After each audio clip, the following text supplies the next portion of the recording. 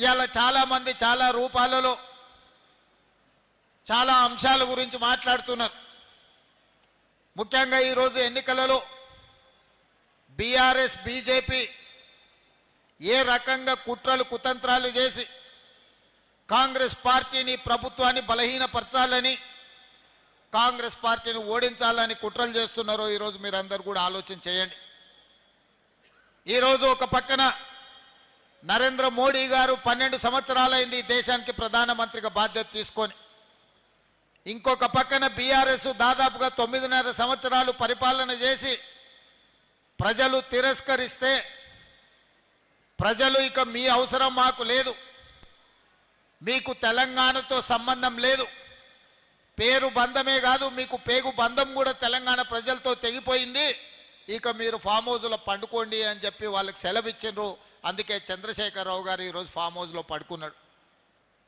అయినా ఈరోజు ప్రజలు తిరస్కరించిన కుట్రలు మాత్రం మానలేదు.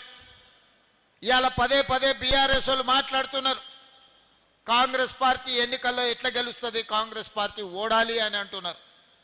నేను అడుగుతున్న బీఆర్ఎస్ నాయకులను, అసలు మీరు ఏ అభ్యర్థికి ఓటేయమని చెప్తున్నారో మొట్టమొదట మీరు తెలంగాణ ప్రజలకు చెప్పండి.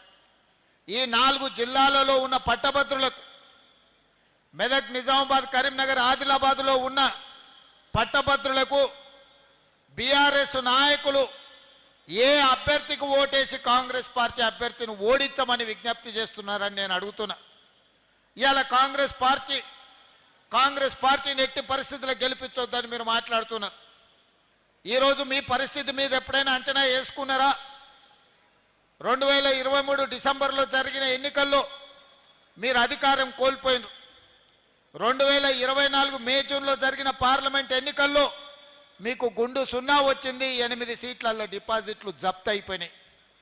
ఇవాళ 2025 ఫిబ్రవరి శాసనమండలి ఎన్నికల్లో మీకు ఎన్నికల బరిలో దించడానికి అభ్యర్థే దొరకలేదు. ఈరోజు ఎన్నికల పోటీలో నిలబడని రాజకీయ పార్టీ ప్రధాన ప్రతిపక్షం అని చెప్పుకునే బీఆర్ఎస్ ఇవాళ మీకు రాజకీయ పార్టీగా చెప్పుకోవడానికి మీకు అర్హత ఉన్నదా అని నేను అడుగుతున్నా. స్పష్టంగా తెలంగాణ ఉద్యమంలో ముందు బాగానే నిలబడి తెలంగాణ రాష్ట్రాన్ని సాధించడంలో ఈరోజు విజయం సాధించింది పట్టభద్రులు. ఈ పట్టభద్రులే నిరుద్యోగ యువకులుగా, ఉద్యోగ సంఘాల నాయకులుగా తెలంగాణ ఉద్యమాన్ని ముందుండి నడిపించి తెలంగాణ రాష్ట్రాన్ని సాధించిన వాళ్ళు ఎవరైనా ఉన్నారు అని అంటే ఈరోజు తెలంగాణ రాష్ట్రంలో పట్టభద్రులు అని చెప్పక తప్పదు.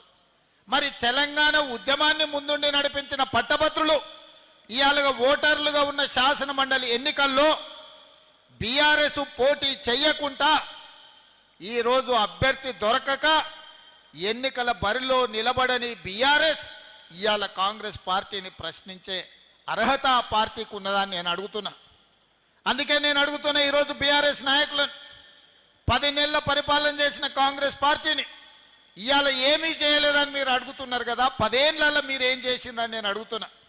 ఇవాళ నేను చెప్పదలుచుకున్నా, ఇవాళ నేను మీ అందరి ముందు విజ్ఞప్తి చేయదలుచుకున్నా.